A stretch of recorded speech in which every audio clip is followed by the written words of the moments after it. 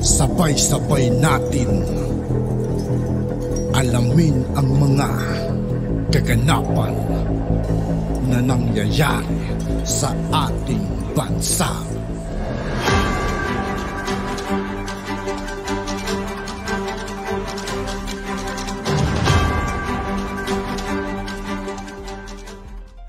Yo, what's up mga kaibigan? This is I2K po again.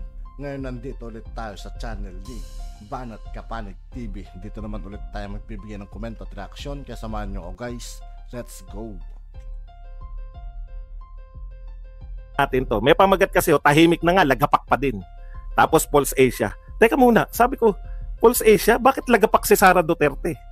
Hindi niya naman, BP Sara Duterte, kabahan ka. Tahimik ka na lang, lumagapak ka pa rin. Ibig ko sabihin, saan niya nakuha yun? Kababasa ko lang kapag mamalaki ko lang sa inyo, di ba? Na nangunguna na naman si Sara Duterte sa lahat, no? Ng survey, nangunguna po si Sara Duterte. Meron lang lumamang sa kanya sa presidential election, presidential survey si Raffy Tulfo, pero 1 point lang. Statistically, they are tied, no? Pero lahat po nangunguna si Sara Duterte. Kaya ang sabi ko, ano kaya sinasabi nitong ni Coach Bukbuk? Tignan ko nga kung talagang lagapak si Sara Duterte. Hindi na po ako doon umabot sa lagapak. No? Ang dinidiscuss niya, hindi ko maintindihan, no? Bakit ba coach yan? Nagtitinda ba ng kung ano-ano yan? Parang si Dante rin ba yan? May tinitinda rin? Kaya coach? Hindi ko alam kung bakit coach yan eh. Tapos ang sinasabi niya, estudyante siya nag-aabugas siya ka, di ba? Ikaw na pinakamatalino? No wonder kung ikaw ang pinakamatalino sa mga Tambi vloggers at BBM vloggers. Hindi na po kami magtataka kung bakit hindi umaangat sa survey si Martin. Ikaw na pinakamatalino. Habirin nyo, tignan nyo po ang analysis niya. Ito pong Pulse Asia, sabi naman sa inyo, no? Yung Pulse Asia at SWS, pinagpipitagana na yan, no? Wala pong politiko yung kumo-question dyan sa Pulse Asia at sa SWS. Pinagbabatayan nila yan ng pagkilos nila sa politika. Akalain mong questionin mo yung Pulse Asia? Wala pong nagko-question sa Pulse Asia. Kung ang politiko po nakita niya result ng Pulse Asia at ng SWS, sila po nag-a-adjust. Kaya po kumbaga a-adjustan mo yan, dito pala ako mahina sa mga lugar na to. Diyan ka magbababad ng kampanya, no? Talagang walang aasahan. Ang gusto ninyo, question niyo yung resulta ng Pulse Asia. Paano niya kino-question yung resulta ng Pulse Asia? Ganito niya kino-question ha. Bumaba raw si BBM, bumaba na konti sa ginagano niya, konti-konti. Lahat bumaba si BBM. Pero ang laki daw ng binaba sa Mindanao. Hindi, no? Ang laki raw ng binaba sa Mindanao. Hindi niya matanggap na bumaba sa Mindanao. Tapos si Sara Duterte raw, hindi lang daw sa Pulse Asia, sa lahat daw ng survey, lagi raw mataas si Sara Duterte. Kapit lang kayo Nagtataka siya Nagtataka siya bakit daw si Sara Duterte sa lahat ng survey ay napakataas sa Mindanao. Sabi ko, putya, kung ganyan po ang nag-a-analyze sa inyo, kung yan po ang pangunahin yung pag-a-analyze, no? Na nagtataka siya, bakit daw si Sara Duterte, lahat daw ng survey, no? Lahat daw ng survey ay napakataas sa Mindanao. Sabi ko, hindi ko na itutuloy makinig sa'yo.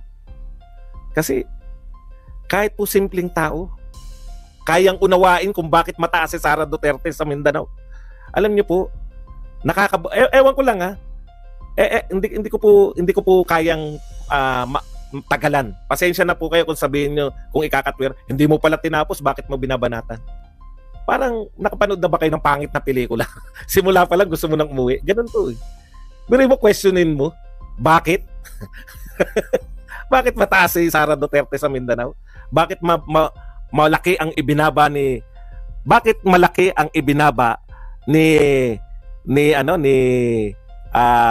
BBM sa Mindanao at bakit mataas lagi si BP Sara sa Mindanao? Kalain mong questionin mo yan, hindi mo kayang ipaliwanag. Ang kino-question mo yung sample size, no? Sample size ng sabi ko, hindi na ako magtataka kung bakit walang improvement si Martin Romualdez. Kasi hindi marunong mag-analyze yung pinakamatalino yung vlogger eh. Kung yan ang pinakamatalino yung vlogger, sukuan na yan dapat. No wonder kaya naghahagilap ng mga vlogger na tagalabas ng politika. Napakasimple lang dun. Simpleng-simple lang po nun. Okay. Balik na po tayo sa mga tunay na yun. Hindi ko na kinakailangan patulan. Yan ba naman, i-spellingin pa natin. Bakit daw pinakamataas sa lahat ng survey si Inday Sara? O ngayon nakikita mo na, di ba? Hindi mo ba naisip?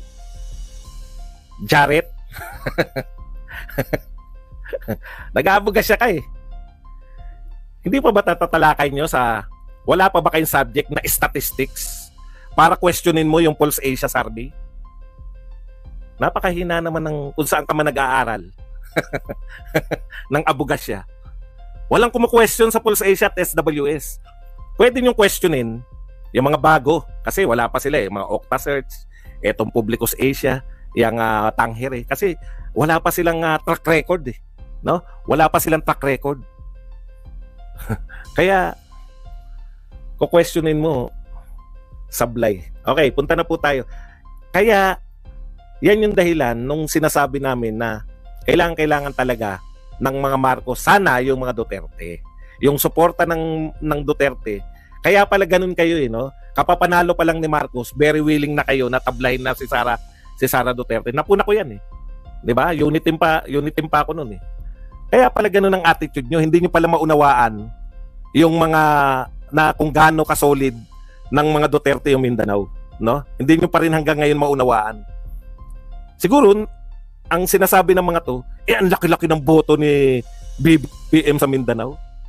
Ngayon naunawaan nyo na kung bakit may boto ganong kalaki si BBM sa Mindanao. Okay, punta na po tayo sa mga tunay na balita. Gusto ko lang po bakit para hindi po kayo magtaka. Bakit kayo, hindi po kayong mga audience ko, kayong mga taga dyan, mga supporters ni Tambi. Kasi nagtataka kayo sa mga survey. Bakit kahit na anong gawin ninyo, hindi nag-improve si Martin? Yan po ang dahilan. Yung pinakamatalino yung vlogger, hindi maunawaan bakit si Sara Duterte ay ang taas-taas sa Mindanao at bakit ang bumaba, ang laki ng binabaan ni BBM sa Mindanao. Okay, punta na po tayo rito sa iba pang balita. Ito po, alam naman natin na sinadjust ni Gadon. Walang kaabog-abog, no? Walang kaabog-abog, si Gadon ay nagbigay ng suggestion sa Kamara de Representante at saka dito sa Senado na isama yung political. Ang nagtataka tayo, walang reaksyon, no? Hindi dapat kasi matalas diyan si yung Senate President at yung House Speaker. Naglabas ng pahayag si House Speaker, iba eh. Sa iba siya nag-react eh. Ito ngayon yung sinabi ni Rufus Rodriguez. May napupuna lang ako rito, mukhang ito yung magiging trend. Nag-iisip na ngayon yung mga congressman. Nakita nila eh, 88%. Ha? Hindi po nila babaliwalain yun. 88% ng tao nire-reject yung Chacha. Yung mga solid talagang yung mga hit, ano tawag natin diyan, yung mga hindi hitman. Ano tawag natin doon, yung sila Franz Castro, sila Suarez. May tawag tayo diyan eh.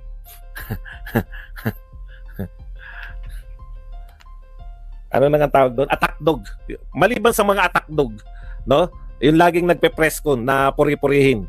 Kasama na si Garin.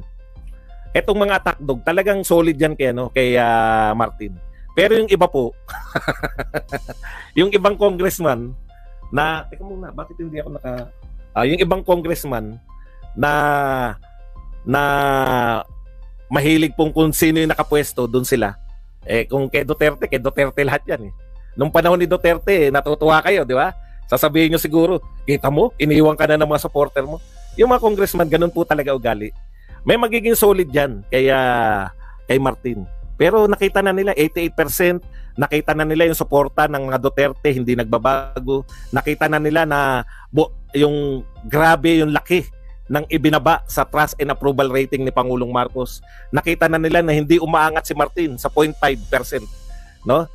Siyempre may future pa yung mga yung mga congressman. Ha? Hindi po nagtataya yan. Kung sa isang very popular na pangulo, very willing silang iwanan si Duterte. Kahit may anak pang vice president eh. 'Di ba? Very willing silang iwan dahil narito na yung power eh. nasa kalagitnaan na tayo, pinaghahandaan na lahat yung 2025 eh. Alam na nila, nakikita nila yung survey ng presidential at survey ng senatoriables.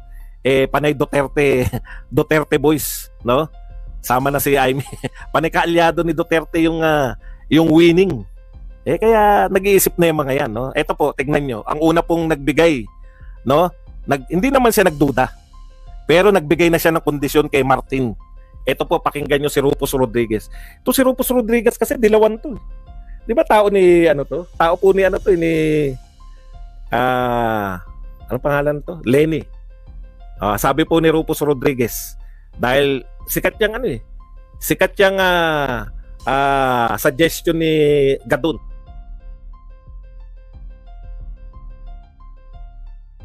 Unahin na natin. At yun nga po mga kaibigan, dito po nagtatapos ang ating reaction video. Muli ako po si I2K ng Sundalo ng Dunggalo. Maraming salamat sa patuloy na pagsuporta. Yeah, peace out.